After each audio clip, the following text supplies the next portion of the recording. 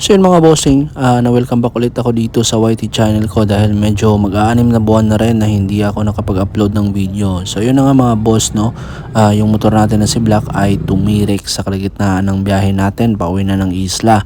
Di ko alam kung bakit pero buti na lang ay naremedyohan pa at nakauwi pa tayo ng walang gaanong aberya. So ngayon mga boss ay babaklasin natin at subukan nating alamin kung saan ang problema. Ayaw niyang mag-start by, pumipitik lang mga boss. Sinubukan ko ring mag-DIY at manood ng mga DIY din sa YouTube.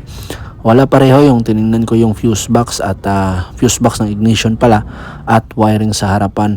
So dun ko lang napagtanto na baka sa starter mismo, starter motor talaga diferensya. Kaya nung binaklas ko, ayun mga boss, yung carbon brush pala, yung carbon brush holder ay hindi na nakalapat sa mismong terminal niya na dahil natanggal na po yung sinoldahan ko dati. Kaya binaklas ko, nilinis ng maayos at sinolda ulit ng maayos. At yun, pagkakabit ko, in-start ko na at one click lang mga boss.